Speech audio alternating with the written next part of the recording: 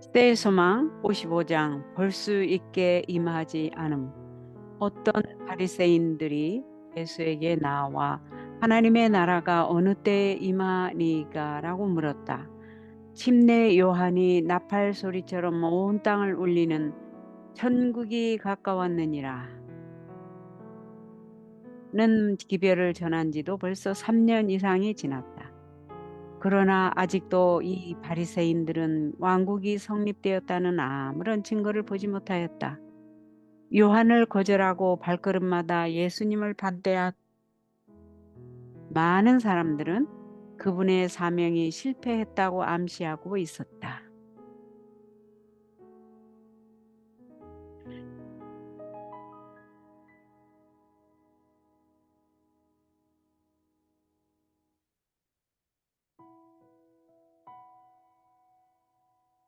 예수께서는 하나님의 나라는 볼 수 있게 임하는 것이 아니요 또 여기 있다 저기 있다고도 못하리니 하나님의 나라는 너희 안에 있느니라고 대답하셨다.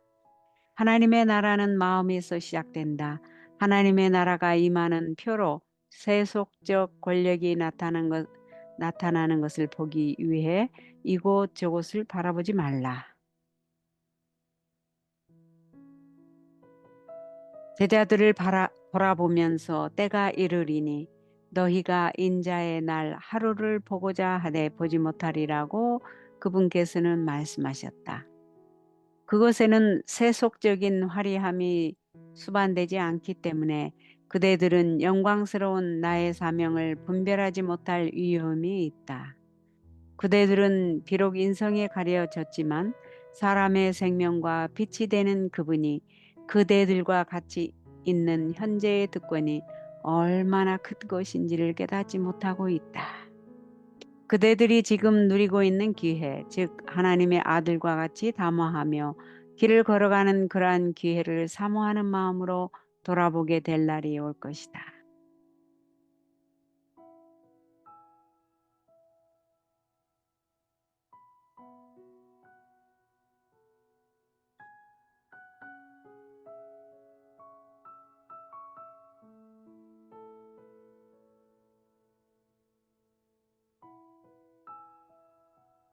예수님의 제자들까지라도 그들이 지닌 이기심과 세속적인 욕망 때문에 그분께서 그들에게 나타내고자 하신 영적 영광을 이해할 수 없었다.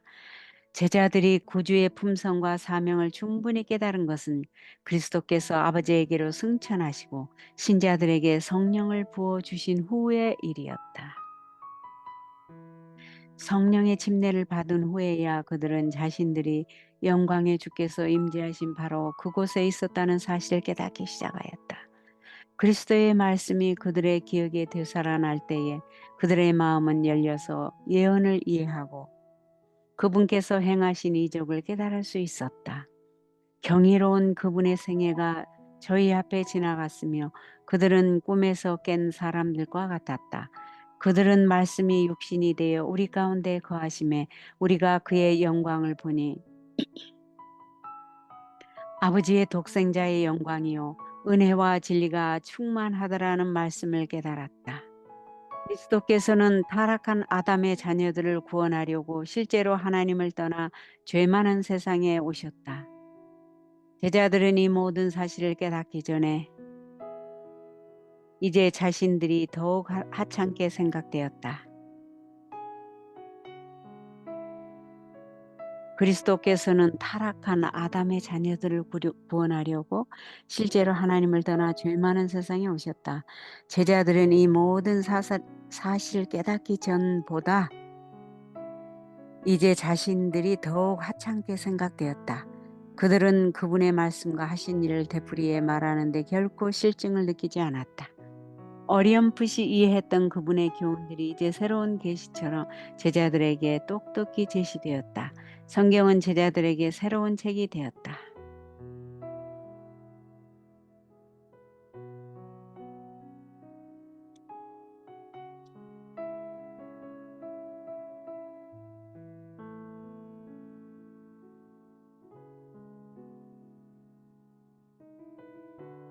제자들이 그리스도를 증거한 예언들을 탐구할 때에 그들은 하나님과 교제하게 되었고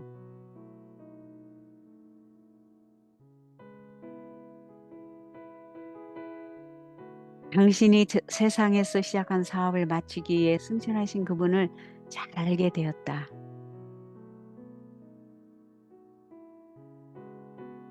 그들은 거룩한 능력의 도움 없이는 어떤 인간도 깨달을 수 없는 지식이 그분 안에서 감춰져 있다는 사실을 깨달았다. 그들은 왕과 선지자와 의인들이 예언한 그분의 도우심이 필요하였다. 그들은 놀라움으로 그분의 품성과 사업에 대해 예언적 기록을 읽고 또 읽었다. 예언적인 성경 말씀을 그들은 얼마나 희미하게 이해했던가. 그들은 그리스도를 증거했던 위대한 진리를 얼마나 느리게 이해했던가. 그분께서 인간으로서 사람들 가운데 걸어다니신 치욕적인 모습을 바라보면서도 그들은 그분의 성육신의 신비, 곧 인성과 신성을 겸비하신 그분의 본성을 이해하지 못했다. 그들의 눈은 저희 견해에 붙잡혀서 인성 가운데 있는 신성을 충분히 깨달을 수 없었다. 그러나 성령의 깨우치심을 받은 후에 그들은 그분을 다시 보고 그분의 발 앞에 나아가기를 얼마나 사모했던가. 그들은 그분께 나아가 자신들이 깨달을 수 없는 성경 말씀을 설명해 달라고 요청할 수 있었으면 하고 얼마나 바랐던가. 그들은 그의 말씀을 얼마나 주의 깊이 들을 것이었던가. 그리스도께서 내가 아직도 너희에게 이를 것이 많으나 지금은 너희가 감당치 못하리라고 하셨을 때에 그분은 무엇을 의미하셨던가. 그들은 이 모든 것을 얼마나 열렬히 알기를 원했던가.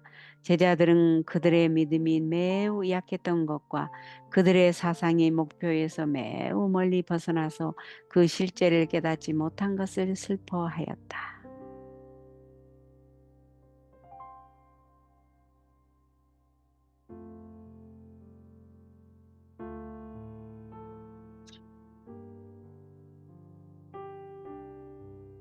하나님께서는 한 사자를 보내셔서 그리스도의 초림을 선언하며 그 하나님께서는 한 사자를 보내셔서 그리스도의 초림을 선언하며 그분의 사명에 대하여 유대 나라와 온 세상의 관심을 불러일으켜 사람들에게 그분을 영접할 준비를 하도록 하셨다.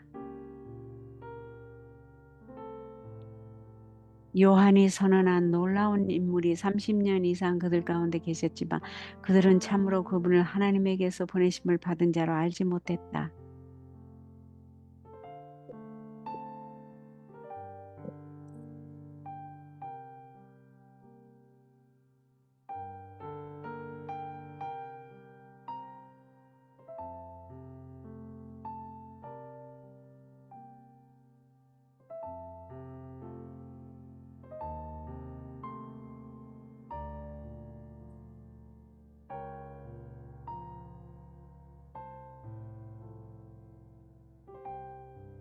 제자들은 널리 퍼진 불신이 그들의 견해에 영향을 끼치고 그들의 이해력을 어둡게 하도록 허용했던 것 때문에 양심의 가책을 느꼈다.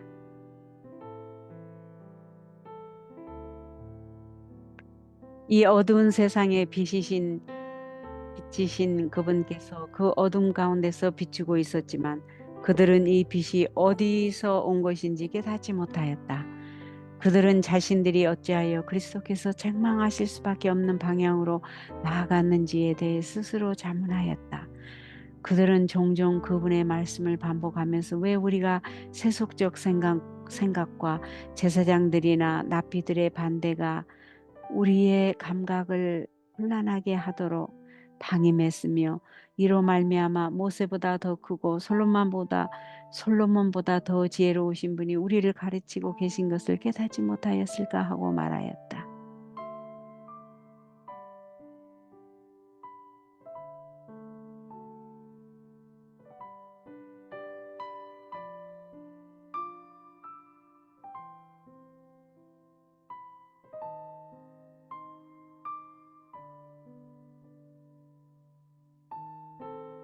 음.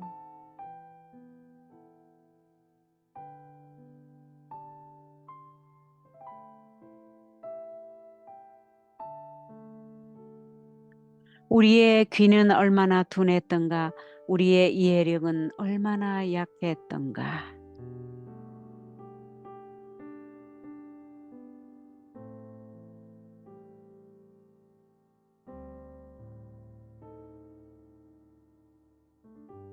더 많은 로마 군인들에게 입은 상처에 손가락을 넣어 보기 전에는 믿으려고 하지 않았다. 베드로는 그분께서 천대받고 고절당하실 때에 부인하였다. 이와 같은 쓰라린 기억들이 또렷하게 그들의 뇌리에 되살아났다. 그들은 그분과 함께 있으면서도 그분을 알지 못하였고 옳게 평가하지도 못하였다. 그러나 자신들의 불신을 깨달았을 때에 이 모든 일이 이제는 얼마나 그들의 마음을 분기시켰던가.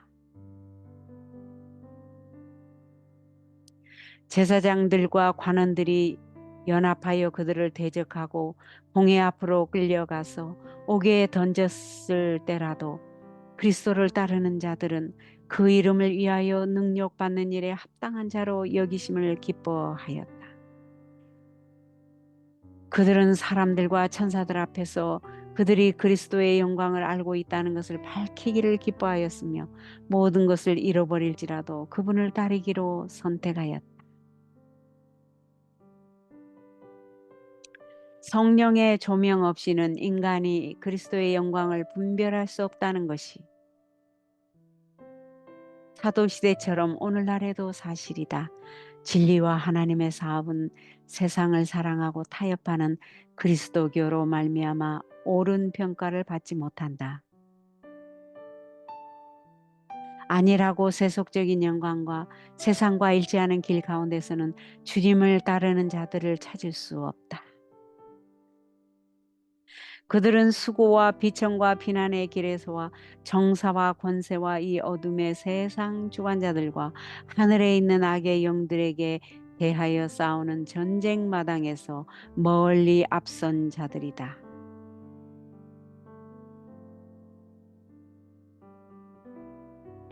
그리고 그리스도께서 계시된 시대처럼 오늘날도 그들은 이 시대의 제사장들과 바리새인들에게서 오해와 비난과 압박을 받고 있다.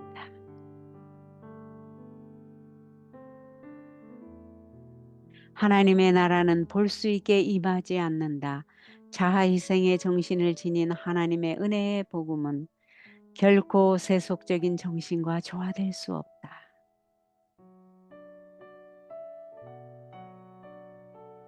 하나님의 나라는 볼 수 있게 임하지 않는다. 자아희생의 정신을 지닌 하나님의 은혜의 복음은 결코 세속적인 정신과 조화될 수 없다.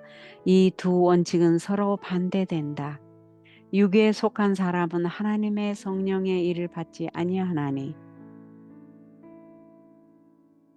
이런 일은 영적으로야 분별함이니라. 그러나 오늘날 종교계에는 그들이 믿는 대로 세상적이고 현세적인 주권으로서의 그리스도의 나라를 세우기 위하여 일하고 있는 사람들이 많이 있다. 그들은 우리 주님을 이 세상 나라의 치리자 즉 법정과 병영, 국회, 궁정, 시장의 치리자로 만들기를 바라고 있다. 그들은 그분께서 인간의 권위에 의해 집행되는 법령들을 통해서 통치하기를 기대한다. 그리스도께서 오늘날 이 세상에 육체로 계시지 않으므로 그들 자신이 그분을 대신하여 그분의 왕국의 율법을 집행하게 될 것이다. 이와 같은 왕국의 건설이 그리스도 당시 유대인들이 바랐던 것이었다. 그분께서 그들이 하나님의 율법이라고 생각하는 것을 집행하기 위해 현세적인 왕국을 자진해서 세우고 그들을 당신의 뜻의 해설자와 능력의 대행자로 삼으셨더라면 그들은 예수님을 받아들였을 것이다. 그러나 그분께서는 내 나라는 이 세상에 속한 것이 아니라고 말씀하셨다. 그는 이 세상 보좌를 받아들이려고 하지 않으셨다.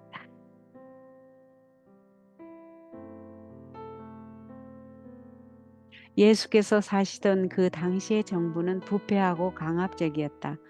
도처에서 토색과 편협과 잔인한 압제 등의 악패들을 호소하고 있었다.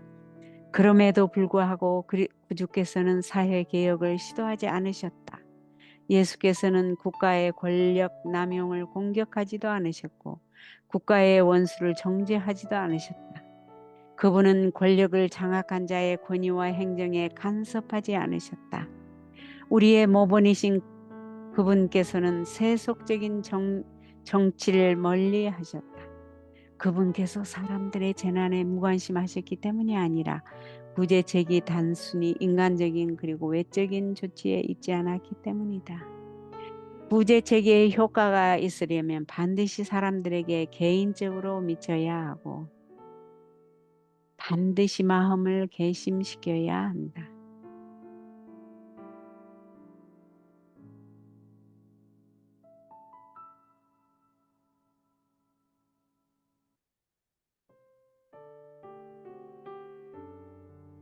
그리스도의 나라는 법정이나 회의나 입법기관의 결정 또는 세상의 위인들의 후원을 얻어 설립되는 것이 아니요 성령의 역할을 통하여 그리스도의 성품을 인간의 마음에 심음으로 이루어진다.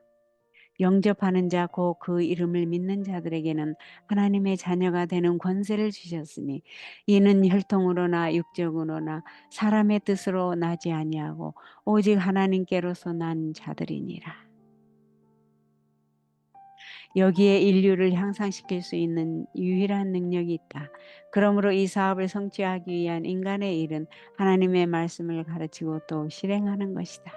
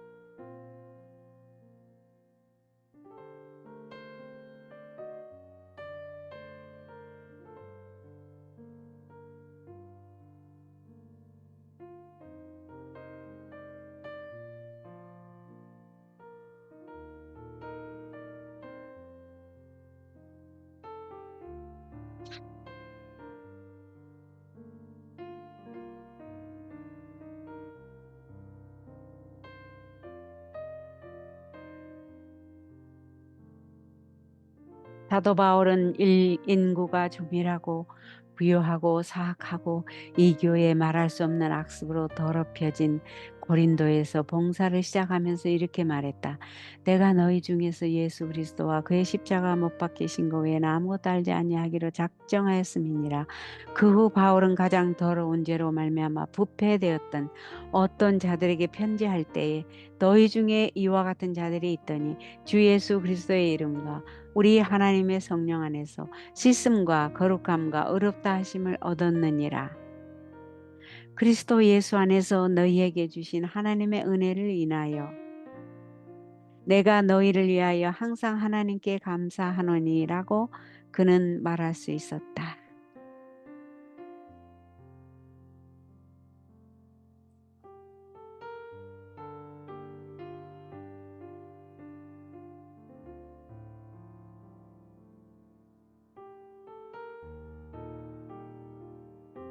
그리스도 당시와 마찬가지로 오늘날도 하나님 나라의 사업은 세상의 통치자들과 인간의 법률의 인정과 지지를 극성스럽게 요구하고 있는 사람들에게가 아니라 백성들에게 그분의 이름으로 영적 진리, 즉 그것을 받아들이는 자들 속에 바울의 경험을 이루어낼 다음과 같은 영적 진리를 선포하고 있는 자들에게 맡겨지게 될 것이다. 내가 그리스도와 함께 십자가에 못 박혔나니 그런즉 이제는 내가 산 것이 아니요 오직 내 안에 그리스도께서 사신 것이라. 그렇게 될 때 그들도 바울처럼 사람들의 유익을 위하여 일하게 될 것이다. 바울은 이러므로 우리가 그리스도를 대신하여 사신이 되어